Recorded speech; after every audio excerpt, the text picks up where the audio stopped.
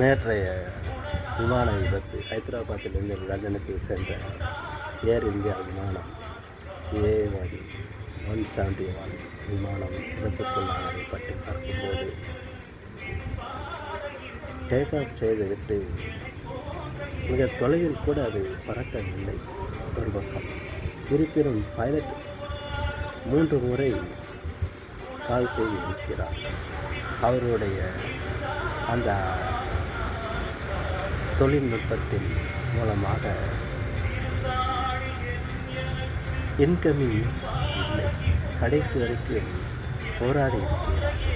ஆனால் விமானமோ தரை கீழே தான் வருகிறதை தவிர உயர்ந்து பறக்க முடியவில்லை.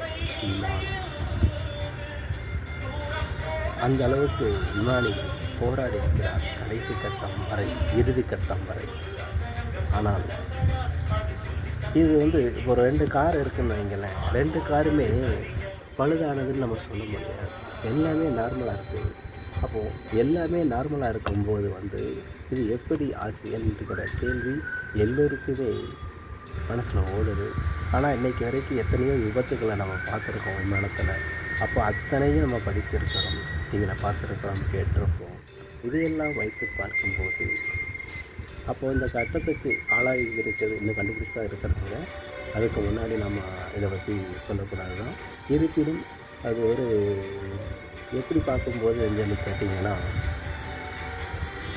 அதாவது இது ஒரு பறவை மூலமாக ஆயிருக்கலாம் என்கிற சொல்லுகிறேன். ஆணித்தரமாக கூறவில்லை.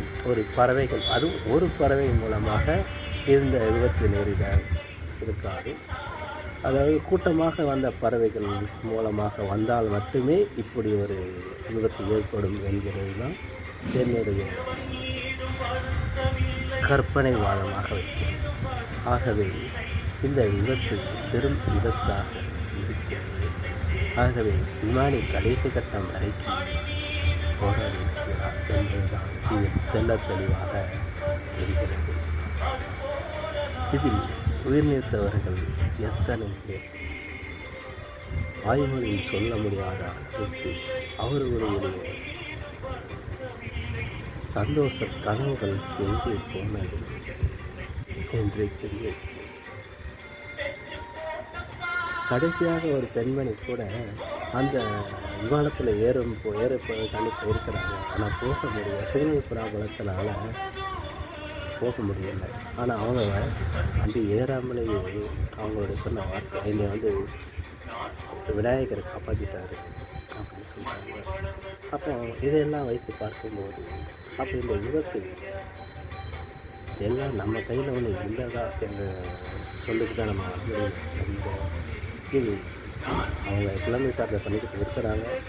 அதனால் தெளிவாக தெரியும். இருந்தாலும் இந்த உலகத்தில் ஒரு மனித ஜீவராசிங்கிற ஒரு இதில் நம்மளுடைய மனக்கட்டுப்பாடுகளை தாண்டி வருகிற வார்த்தை தான் இந்த வார்த்தைகள் எல்லாமே.